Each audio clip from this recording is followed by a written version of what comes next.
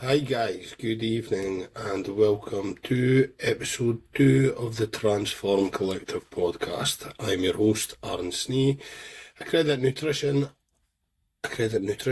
and fitness enthusiast. So, episode 2 is going to be about GLP-1s again, and do they cause loss of muscle mass, basically.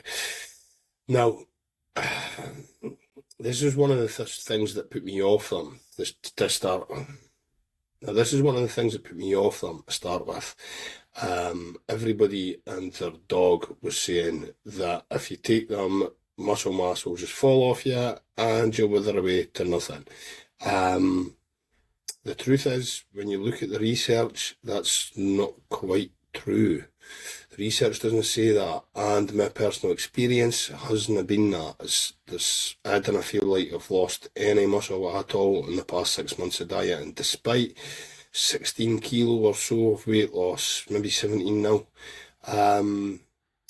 So, I personally think it's the wrong question people have been asking. It shouldn't be, do GLP-1 meds such as Ozempic and Mounjaro cause muscle loss? Because calorie restriction itself causes muscle loss, and they help you severely restrict your calories. So muscle loss is kind of going to be a given. So the question that should have been asked is, do GLP-1 meds cause more muscle mass loss? Sorry, I'll start that again. So the question that should have been asked is, do GLP-1s cause more muscle mass loss than dieting alone? So, brief overview of the GLP-1 medications we're going to discuss. We're going to discuss semaglutide, which is Ozempic or Wegovy. They are brand names for the chemical semaglutide. And we're going to discuss tirzepatide as well, which is also known as Mounjaro or Zepbound. Again, they are brand names like Coke or Pepsi for tirzepatide. We're going to look at their impact on weight loss in general, and more importantly, how much of that weight loss is lean mass. Now, in scientific studies, lean mass is classed as anything other than fat mass. So anything that's bone, muscle tissue, water, blood for whatever reason, hair, anything at all that is not fat mass is classed as lean mass. So when you say lean mass lost, it's not referring to pure muscle mass. Some of that will be bone mineral density as well, which a lot of questions in the media have been raised recently about that. But at the end of the day, what causes these things is malnutrition. It's severe, I hate using the word calorie intake, but it's severely low energy and nutrient intake for a prolonged period of time, which will cause this. And what these medications are so good at is blunting your appetite that much that it's so easy to stay in a huge calorie deficit. And the way they work on the brain with the food noise, food signaling and that, signaling and things as well, as people don't really think about food when they're on them. People that were predisposed to be thinking about food all the time, they completely U-turn and they don't really think about food. So unless you're really diligent about making sure you get your calories in, and I hate using the term calories, making sure you get your nutrition in, making sure you get enough food in, unless you're really diligent about it, then it is so easy just to not eat. So I'm going to go through these, briefly discuss these studies and compare it to calorie restriction alone. Now, the calorie restriction alone studies I've used, the ones that I've grabbed and the ones that I've read through have been on obese populations that don't eat excess protein and don't lift weights either. So that is the population that the semaglutide and tirzepatide studies have been done on. So it makes it a better comparison, if you like. I genuinely think any losses in lean mass can be offset with a high protein intake and regular resistance training or weight training. So one of the things, the two studies that I'll talk about are the step 1 clinical trial, which is the big one that's been done on semaglutide, which is Ozempic. Although there's also big clinical trials being done on there's also big clinical trials being done on tirzepatide, the Surmount trials. There's 3 of them, so it's been over a period of 3 years. But I'll look at the Surmount 3 trial, and then I'll discuss some calorie restriction only studies and compare the difference. So there's a famous, well, I don't know if he's famous, but there's a popular sort of metabolic scientist, Benjamin Bickman. I've read his book on that. He is really good. But there's clips of him circulating on Instagram just now that where he's quoting that for every 10 pounds of body weight you lose, you will lose 4 pounds of muscle mass. Now that ratio, that 40% to 60% ratio, has came from the step 1 semaglutide trial. That's where the data came from. Now, just because it appeared in that study you can't make broad sweeping statements like that. That's going to happen in every case, because that's just not the case. And as well, as I say, if you are doing any resistance training and eating a high protein diet, the numbers would be different anyway. But what isn't getting highlighted, and when people are taking these clips on Instagram, Facebook, whatever, and resharing them and saying, making out like you're going to lose all your muscle tissue, you're going to lose all your lean mass, and using that, him quoting these stats as sort of proof, if you like, is what they're not thinking about. They've not looked at the research. So actually in the study, the placebo group, so the group that didn't get the drug, the group that didn't get any drug at all, they got nothing, they got water injected or whatever, they actually lost a larger percentage of lean mass. It doesn't mean that they lost more lean mass, because more weight overall was lost in the semaglutide group, but around 60% of their overall weight lost came from lean mass. So again, that doesn't really point to the drug that's doing that. That points to the calorie restriction that's doing that. So if anything, it looks like GLP-1s might have a tissue sparing effect when you compare the two outcomes. That's maybe a bit of a stretch to say that, but when you're comparing the two outcomes, that's certainly what it could look like. And it's getting sort of spread across newspapers and the media that you'll take these and all your muscle mass will fall off and you'll become a rake and you'll develop sarcopenia, which is muscle loss. It normally only happens in older age. So that was the step 1 trial. When you move on to tirzepatide in the Surmount 3 trial, so tirzepatide being Mounjaro, there's even less lean mass lost. It's something like a 75% fat mass to a 25% lean mass. Roughly, there's rough calculations. That's roughly the amount of lean mass you're losing. And again, in comparison to your calorie restriction, which you're losing up to 60% of your lean mass. So again, there's less lean mass lost with GLP-1s. So it doesn't make sense to me that everybody, it does make sense to me, because at the end of the day, GLP-1s are allowing people to lose the weight really fast. So it does need to be a consideration. You do need to be aware of it, and you do need to take measures to present. You do need to take measures to prevent any possible muscle breakdown. But it's not going to be a case of what people are making out. You take these and muscle mass just drops off you like that.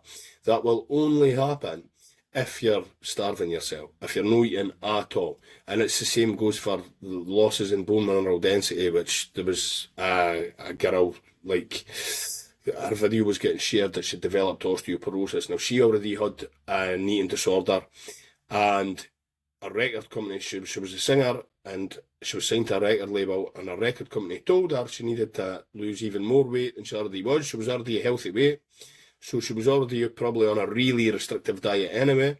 So she went on Ozempic for a year, probably never ate a thing, and then she developed these illnesses, which is a shame, but at the same time, it's not directly the drug's fault. It's to do with prolonged undereating, prolonged malnutrition. That is essentially what causes it. So whenever you're using any of these things, you do need to be really aware. But the side effect is definitely way overblown. It's exaggerated to the point that it's fear-mongering.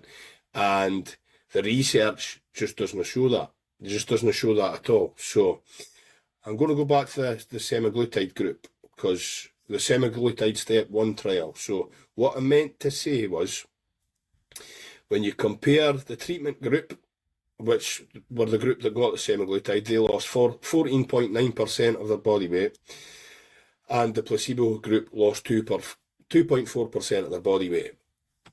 The placebo group lost 60% of their lean mass, and the treatment group lost 40%, roughly, of their lean mass. So that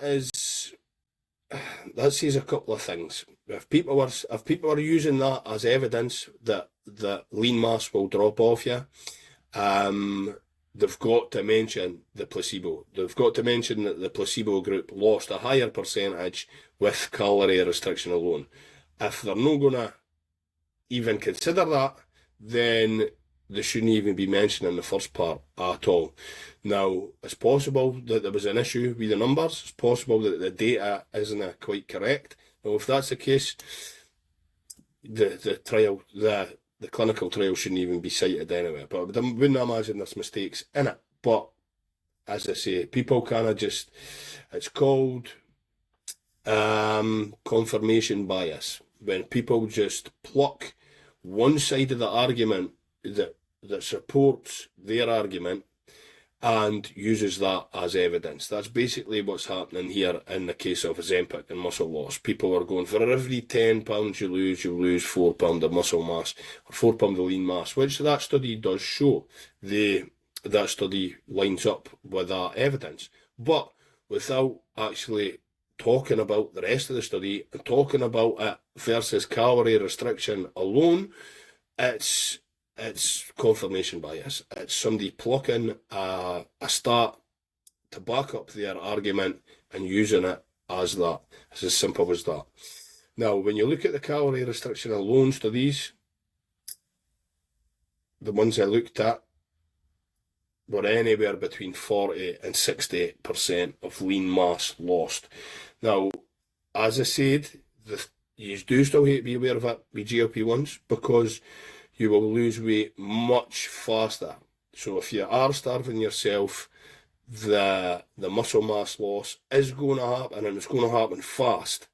But it's not any more of a worry than just prolonged over dieting or prolonged malnutrition, basically. So when you look at all the studies and you weigh it all up, it seems to be one of the major myths around it. Although it's not quite 100% a myth, because it does exist, but it is very, very exaggerated. So, how do you minimize this? How do you prevent this? If you're going to use a GLP-1, how do you prevent any of this happening? Well, for one, as I keep banging on about on everything that I'm posting, is resistance training. Resistance training is one of the best things that you could possibly do for your overall health anyway, whether you're on a GLP-1 medication or not. And it is absolutely vital for preserving muscle tissue whilst you're on any sort of intense diet, any sort of hard diet. Then you need to kind of preserve as much muscle mass as possible. And GLP-1s make it so easy to diet hard without even you really realising it, to be honest. You've kind of got to be aware of the other way, especially in the beginning. You've kind of got to be aware of getting your nutrition in, as opposed to worrying about eating too much. It kind of flips on its head. So another way to minimise this is to keep your dosing reasonable. people were getting instructed to just increase the dose every 4 weeks, when people don't really have to. People were increasing the dose before they even get a chance to adapt to the first dose. And it's just the way the drug companies have advised people to do it. But I don't really disagree with you. I think people should only go up as and when they need to, and they should use it to blunt their appetite, not remove their appetite. Because if you can't eat at all, then this is going to make these type of issues a hell of a lot more likely to happen. So adequate protein intake. You should aim for around about an easy number. When it comes to the protein studies, there's no hard and fast numbers. There's just guidelines. There's just rough estimates. But the old saying of 1 gram per pound of body weight is enough to cover all bases, to be honest. Vitamins to consider for strong bones and strong skeletal muscle mass. Vitamin D3. But anytime you're taking vitamin D3, take K2 alongside it, because what vitamin D does, it increases calcium uptake into your bones to help with bone strength, but also increases calcium uptake into tissues. So the K2 helps your vascular tissue stay nice and healthy, and it actually prevents calcification of the arteries. So the K2 and the D3 kind of go hand in hand. You get a lot of supplements that are actually in the same tablet or the same capsule. Magnesium and calcium as well. Magnesium is an amazing mineral that nobody gets enough of, but it's also a cofactor of vitamin D. If you want vitamin D to work correctly for bone mineral density and things, then get magnesium in as well. Calcium, I would say, is maybe less important because a lot of people have a lot of dairy in their diet, but there's no harm in supplementing it anyway, just to make sure all the bases are covered. And then any weight-bearing activities will strengthen your bones specifically as well. So anything like jogging, running, even walking a lot, anything that your bones are going to sort of support you, walking about, moving about, that'll keep your bones strong as well. In terms of the bone mineral density, this is extremely important as well for females around the age of 40. For females that are perimenopause or postmenopause, you are more likely to develop osteoporosis anyway. So all these things you should be doing anyway.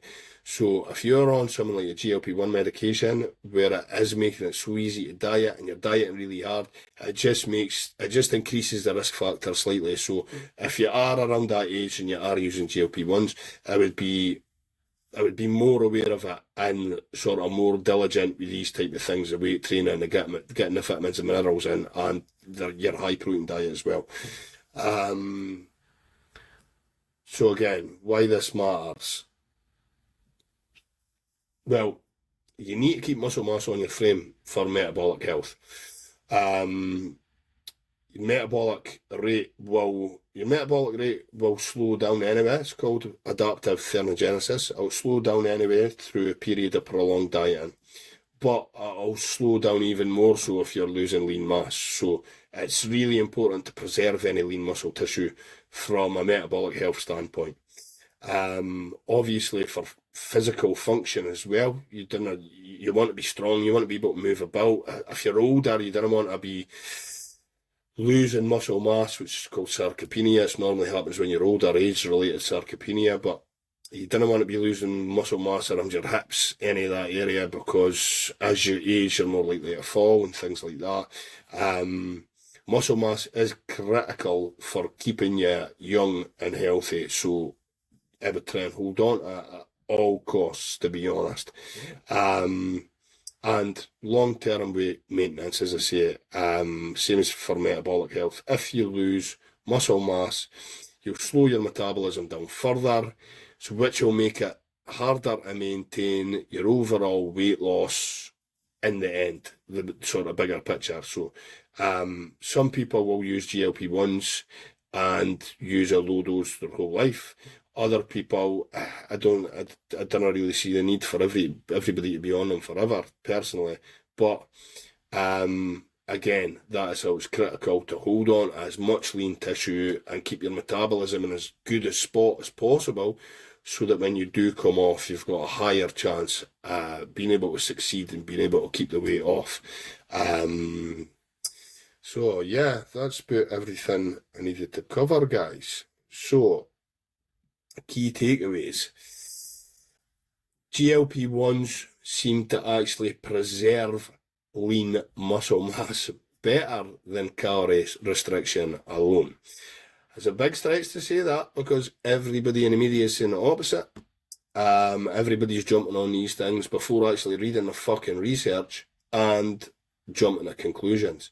But from what the research says, then calorie restriction alone will, in non-weight training populations and in populations that aren't increasing their protein, now all the studies were done on that, the GLP-1 studies and the calorie restriction studies were all done in the population, so it made it equal and fair, but it tends to point to the dieting alone, you'll lose more muscle mass, you'll lose more lean mass, which is totally the opposite of what everybody's saying.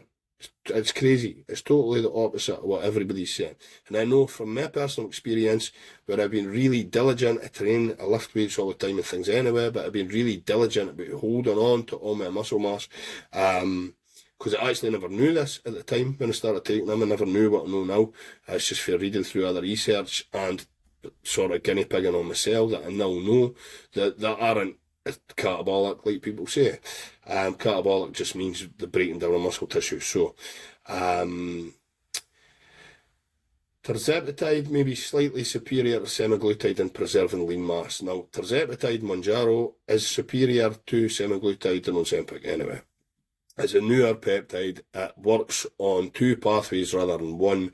There's less side effects associated with it. There's greater weight loss, greater fat mass loss associated with it. It's just kind of a win-win.